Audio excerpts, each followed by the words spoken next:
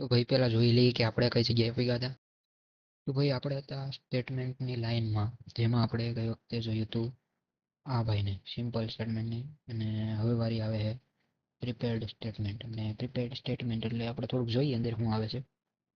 આવી જાય આપણે કહેવાય કે જેડીબીસી નેટબીન્સ જેને એડિટર કહેવામાં આવે છે, ડેટાબેઝ જાવાની એ બધું ભેગું થાય અહીંયા.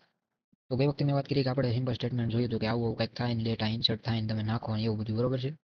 હવે આપણે જોવાનું હોય પ્રિપેર્ડ સ્ટેટમેન્ટ. તો પ્રિપેર્ડ સ્ટેટમેન્ટ જોવા હાટું આમાંથી શરૂ કરીએ. આપણે કંઈ સેવ કરવાનું આવતું છે નહીં. પેલા આને રાખો ન રાખો કંઈ ફેર ન પડે, હું કાઢી જ નાખું, બરોબર છે. અને આ ડ્રાઈવર અપલોડ કરો ન કરો બધી એક જ આવે છે.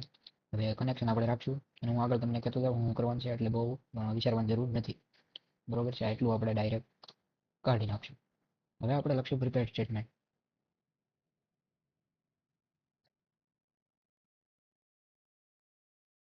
આપણે કોણ કનેક્શન તો આપ્યું હતું, આ રીતનું તમારી સામે કંઈક આવી જાય અને પ્રિપેર સ્ટેટમેન્ટ જો આવું થાય આખો મારો તો. એટલે આપણે અહીંયા પ્રિપેર સ્ટેટમેન્ટની એખાદાને ઉપાડી લેવું. અહીંયા આપણે નાખશું આપણી લિંક, એટલે કે આપણે શું કરીએ છીએ અહીંયા સિલેક્ટ તો નહીં થાય આપણે, કેમ કે પ્રિપેર સ્ટેટમેન્ટમાં ડાયરેક્ટ ઇન્સર્ટની વેલ્યુ આવે. એટલે આપણે ઇન્સર્ટ કરશું. આપણું ટેબલનું નામ શું હતું? ટેબલનું નામ હતું લગભગ વિડીયો 1. આપણે એનું જ રાખ્યું હોય. અને insert into table name values આવે, પછી વેલ્યુઝ, અને તમારે કાઉન્સ કરવાનો છે આ રીતે. અને 2 વાર પ્રશ્ન ચિહ્ન નાખી દેવાનું હોય. આ સિમ્પલ પ્રિપેર્ડ સ્ટેટમેન્ટનું તમે કહો ને તો સ્ટ્રક્ચર છે બેઝિક, બરોબર છે. એરર વહી ગઈ જો તમને દેખાડતા હતા એરર પેલા સેમિકોલન કરી નાખો તો એરર વહી ગઈ. ને હવે છે પીએસ ડોટ આપણે લેવું સેટ, કેમ કે આપણે સેટ સ્ટ્રિંગ. અને આ રીતે તમારી સામે આવી જાય. પહેલું જે આવે ને પોઝિશન દેવાની, અને બીજું જે આવે ત્યાં તમારે નામ દઈ દેવાનું. નામ એટલે તમે જે રાખ્યું હોય એ, બરોબર છે, નામ. એટલે આ ટૂંકમાં ટેબલની કોલમ જે આપી હતી તમે કોલમ લાઈનમાં એ આપવાનું, બીજું કંઈ છે નહીં. ને અહીંયા આપણે પીએસ ડોટ સેટ, અહીંયા તો ઇન્ટીજર લેવું છે, ઇન્ટીજર અને બીજા નંબરનું હોય. અને ઇન્ટીજર આવ્યું એટલે તમને 2 0 0 આપી દીધા. એની જગ્યાએ આપણે લખશું 13. ગમે લખો કંઈ ફેર ન પડે, ઇન્ટીજર લખવાનું. પછી પીએસ ડોટ આપણે લખશું એક્ઝિક્યુટ. હું એક્ઝિક્યુટ કરવાનું થાય ભાઈ અહીંયા આપણે એક્ઝિક્યુટ કરવાનું થાય. ભાઈ ચોટી બહુ જાય લેપટોપ પર. એક્ઝિક્યુટ તો લખી, પેલા એક્ઝિક્યુટ આપણે કરશું અહીંયા અપડેટ નહીં છે ભાઈ, અપડેટમાં. કેમ કે આ જે અપડેટ થાય, કેમ કે તમે ઇન્સર્ટ કરો આ છે એરર વગેરે. હા, તો આપણે ઇન્સર્ટ કરો તો ઇન્સર્ટમાં કંઈક તો આવવું જોઈએ. એટલે આપણે અહીંયા કરશું એક્ઝિક્યુટ અપડેટ. એટલે તમારી એમાં જે છે એ અપડેટ આવી જાય. અને પછી આપણે એવું લાગે તો આ રીતે આ સજેશન બહુ ઓછા આવે, એટલે તમારે લખવું જાજુ પડે એવું મને લાગે. આપણે અહીં આપણી ભાષામાં લખીને કી થઈ ગયું, બરોબર છે.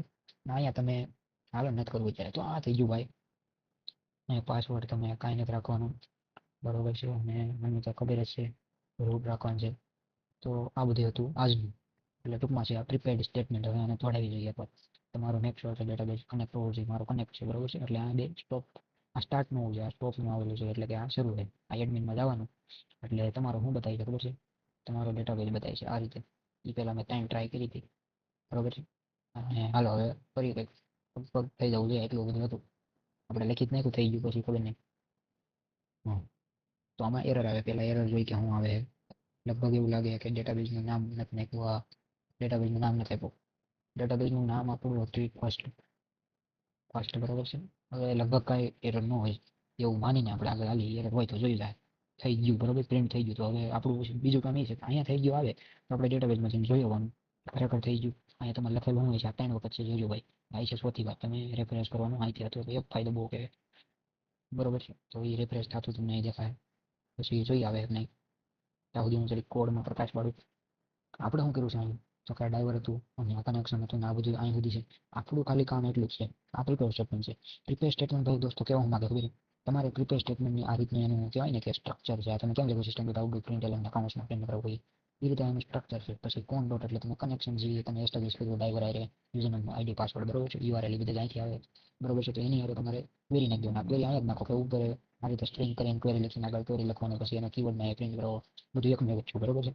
એ રીતે લખી નાખો. આ એનું મેન છે. ત્યાં તમારે 2 પોઝિશન આપી દેવાની છે. જેટલી પોઝિશન હોય એટલી. મારી પાસે ટેબલમાં 3 હોત તો મેં 3 આપી દે. મારી પાસે અત્યારે નામ ને રોલ નંબર 2 છે એટલે 2 આપું, બરોબર છે. એ રીતે કર્યું. એની પછી એ બધું કોટમાં લખવાનું, કેમ કે આ તમારી ક્વેરી છે કોની એસક્યુએલ. અને પછી તમે આવો છો એટલે પીએસ જે કીવર્ડ આપણે રાખેલો variable PS dot set string તો આવતું હતું આપણે. તો તમે ના એ નહોતું આવતું, બરોબર છે.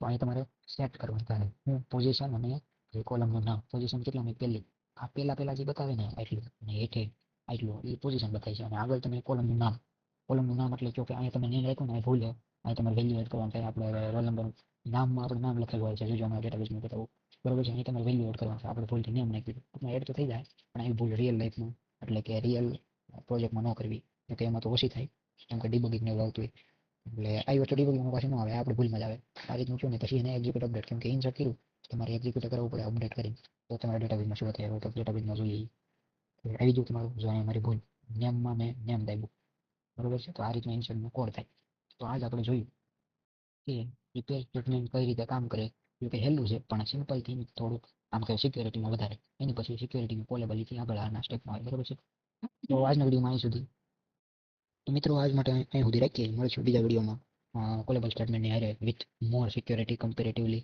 સિમ્પલ એન્ડ પ્રિપેર્ડ જોઈ લેવું આપણે તો મળીશું નવા વિડીયોમાં ત્યાં સુધી નમસ્કાર આવજો